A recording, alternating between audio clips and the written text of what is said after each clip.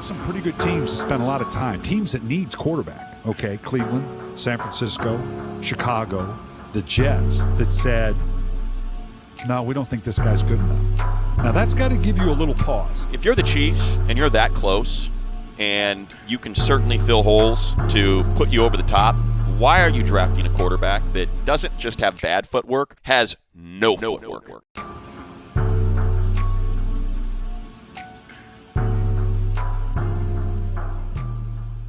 Today, I got a juicy one for you guys. I want to sit down today and figure out how the fuck Patrick Mahomes made it to the 10th overall pick, and how places like Bleacher Report, how places like Sports Illustrated, ESPN.com had him ranked outside their top 30 in the 2017 draft class, and as their third or fourth best quarterback in what was perceived as a weak quarterback class. All of you OG subscribers out there, you know I've made this type of video on Justin Herbert, I made this type of video on Josh Allen, and both of those guys were drafted earlier than Patrick Mahomes. So I want to sit down today, do a little deep dive on his college profile and his prospect profile, and really dive into what the scouts got wrong and what we can take from Patrick Mahomes falling down draft boards to be better at quarterback evaluation. Make sure you go down below, subscribe, leave a like, comment. Right now, only 4% of the people that watch these videos are subscribed. I got plenty of cool content coming out for you guys. We're going to be going crazy all fucking offseason long, from now to if there is a combine, who knows, to the NFL draft, and so on and so forth. I'll have quarterback rankings for this draft class coming out. Make sure to find that on the Discord down below. Without further ado, let's go. When we look at Patrick Mahomes' college profile at Texas Tech,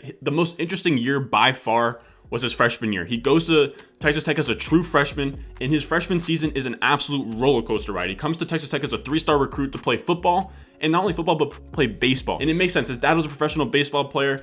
He goes there, he plays 2 sports. I think he was barely even on scholarship. I think in the spring, he wasn't even on scholarship. He was just trying to make his way onto the team however he could. That's how low he was on college teams' radars coming out of school. He was only a 3-star recruit. Then he comes into this QB room that has Davis Webb and Baker Mayfield.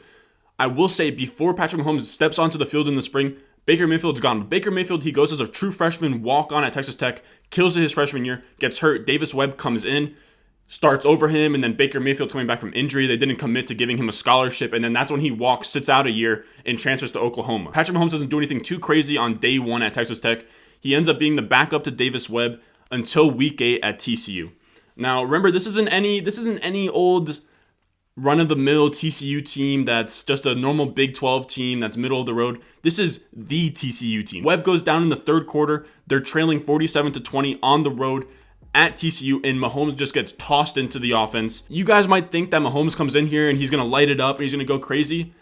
To put it lightly, the boy struggled. He ended the day with 5'11" passing, 45 yards, a touchdown, an interception, and he ends up losing 82-7. After getting put in the third quarter, he loses by like 40-7. It's an ugly ass whipping. Their next game is at home against Texas, and Davis Webb is out. He's injured for this game. So Patrick Mahomes, he gets a full week of practice to be the starter, to go in there and prove his worth.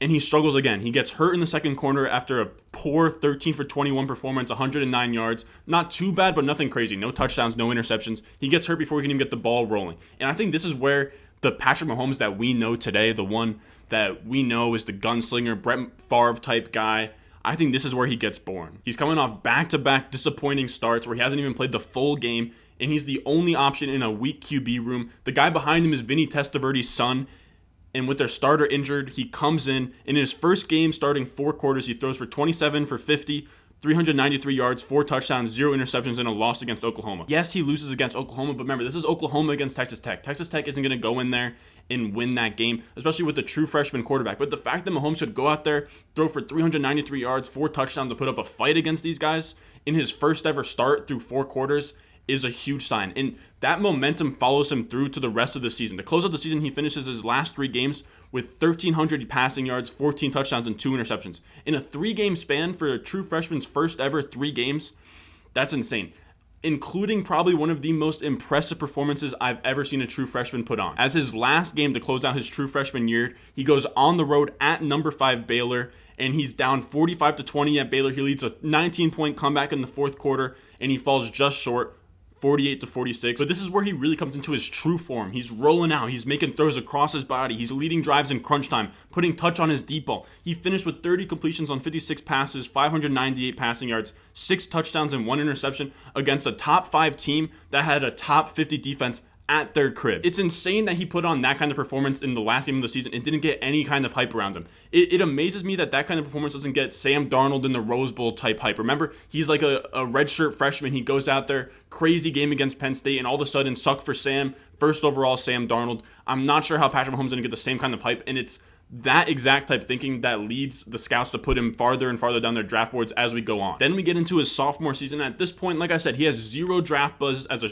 3-star true sophomore quarterback that wasn't even on scholarship last spring. There's serious questions whether or not who's going to be the starter. Is it going to be Patrick Mahomes? Is it going to be Davis Webb? Mahomes ends up beating out Davis Webb for the starting spot, and it shows. The year prior, they went 4-8, and now Mahomes is on the squad. He's carrying them to a 7-6 finish. They go to a bowl game, and I mean, he literally carried them. He had 4,600 passing yards on 63% completion percentage, 36 touchdowns, 15 interceptions, with 450 yards on the ground and a touchdown. He was the focal point of not just any offense, not just any air raid offense, the second best scoring offense in the nation, averaging 45.1 points per game. He didn't have a bunch of weapons. He's not like Baker Mayfield on Oklahoma, who had CeeDee Lamb, Mark Andrews, D.D. Westbrook, Marquise Brown, Joe Mixon, Samaje Perine. The list goes on. And I'm not saying that to take away from Baker Mayfield, but I'm saying these Big 12 offenses are often pegged as just products of air raids and this and that. All Mahomes had was DeAndre Washington. If you remember the depth running back that played for the Raiders a few years ago. Then you have a depth wide receiver that used to play for the Dolphins. I think he got traded, Jakeem Grant. Those are the only 2 NFL talent type weapons on this team. And not only was the offensive talent lacking, but so was the defense. They had the 4th worst scoring defense in the NCAA, allowing 43.6 points per game. I've never seen a team with 2 polar opposite offenses and defense, a bottom 5 defense and a top 5 offense, a top 2 offense with Patrick Mahomes, and he still manages to go out there and win 7 games. We see more of the same heading into his junior season. He finally gets to leave the baseball team. He was a relief pitcher during that sophomore season last year where he went crazy, and now he gets to leave because he's the starting quarterback at his school. He's getting a little bit of draft buzz. But the scouts are saying he's a product of the air raid offense. They're saying, oh, he's an interception-prone quarterback because he threw 15 last year.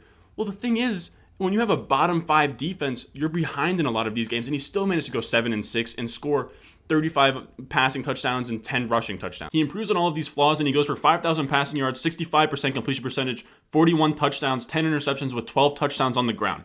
He improved all of the stats that the scouts wanted him to work on, and the crazy part is once you add the context. This is by far the worst Texas Tech team Mahomes ever was on during his 3-year career.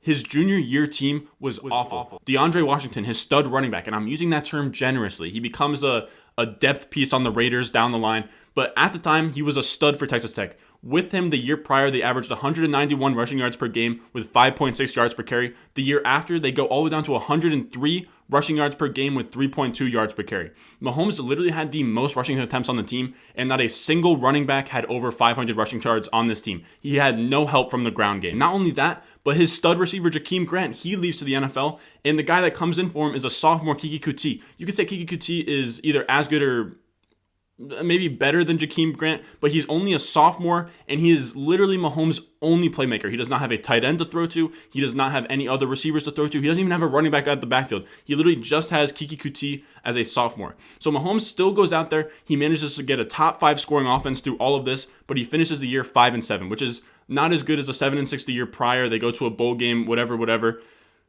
But we can forgive the guy because this is the nation's worst defense. This Texas Tech team had the 128th out of 128th scoring defense. And still, with all of this working against him, he still put up some of the most crazy single game performances I've ever seen in my life. He had, I think, 4 games with 500 passing yards or more, including his absolute showdown with number 16 Oklahoma against Baker Mayfield, the quarterback that used to be at Texas Tech. In this game, there was a total of 1,708 total yards, 125 points, and Mahomes put on a show. He was making throws off his back foot, 50 yards down the field. He was rolling out of the pocket, making superhuman plays just to keep his team in the game. Remember, this is the worst defense in the league, and Mahomes is out there with D.D. Westbrook, Mark Andrews, Joe Mixon in the backfield. Joe Mixon had like 260 rushing yards, and Mahomes is just clawing to keep his team in it. He ends up scoring 21 points in a fourth quarter comeback. He falls short 66-59, which is just an insane Madden-type video game number. And Mahomes ends the day with 734 passing yards, 5 touchdowns, 1 interception,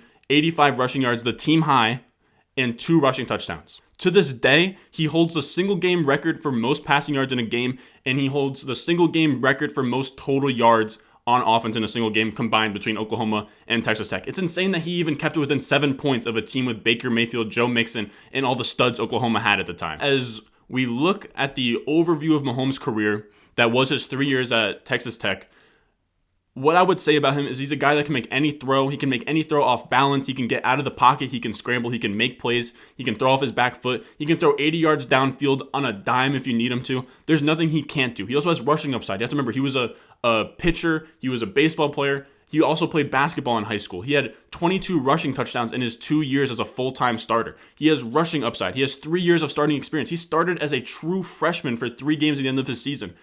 They never had anything better than a bottom 5 defense during his time there. And through the 3 years he was there, the only NFL talent he had on offense was DeAndre Washington, Jakeem Grant, and Kiki Kuti. I stand by the fact. I am telling you guys right now. It's actually not even that much of a hot take in hindsight now that we know how good Mahomes actually is. But I swear if he was on Oklahoma, Baylor, Texas, any of those teams at the time that were fringe top 25 like a TCU in the Big 12, he could have won multiple Heismans, and he could have even had a top 10 team at a certain point. We failed to add the context of the talent around him, the talent on defense, and the conference he was in. He was labeled the developmental quarterback with accuracy concerns. If you look up Patrick Mahomes raw or Patrick Mahomes project, you'll get a million article links on YouTube. Everybody wanted to call him a raw project guy, big arm, can't do anything.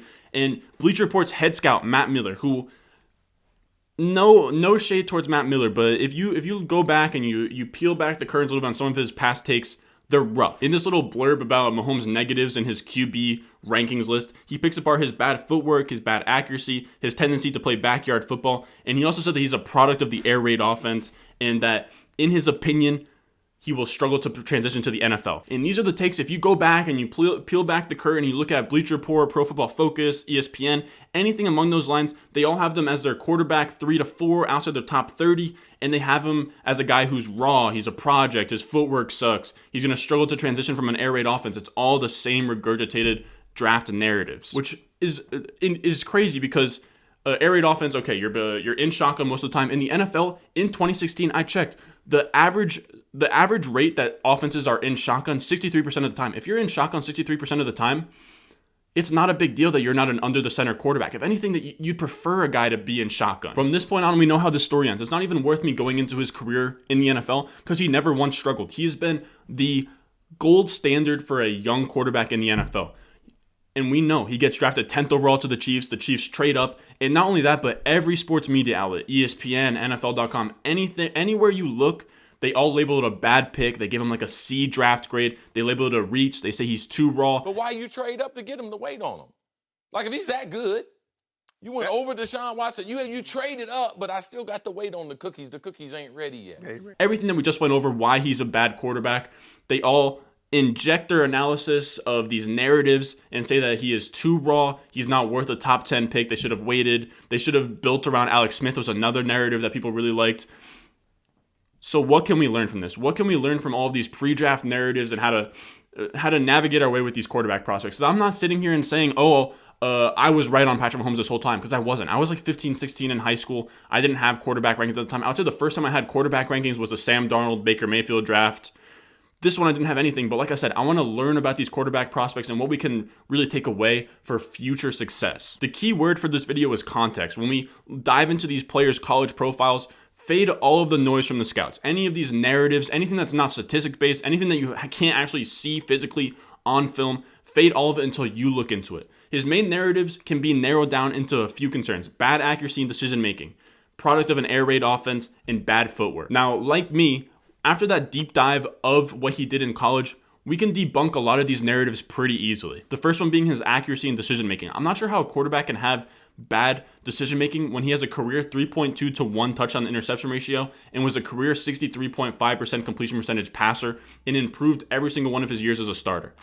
Not only that, but if you want to add even more context, remember, we want to keep on adding to the full picture of what this player was that these scouts failed to see. 3.2 to 1 touchdown interception ratio, I'll be honest, it's not amazing. I think Kyler Murray had something like 40 touchdowns to 3 interceptions. Justin Fields had a similar year. You like to see something like that. The thing is, you have to remember, this is a bad team. Mahomes, he's in garbage time hero mode, Brett Favre down 20 points in the fourth quarter mode at all times. When you have a bottom 5 defense and you're down double-digit points almost at all times, he has no other choice but to throw into double coverage, to throw off across his body, to just try and make plays to will his team to win. It's not like he is on the Chiefs when he has all this talent around him. He is literally the only player on that team. That's why he was so reckless. That's why he played the backyard football that everybody knocked him for. That you have to take that into account when you look at a 3.2 to 1 touchdown to interception ratio, because that when you're on a bad team like that, you can't just sit in the pocket, make all the right throws. Sometimes you got to take chances when you're down 20 points at half. Then we go to the air raid offense one.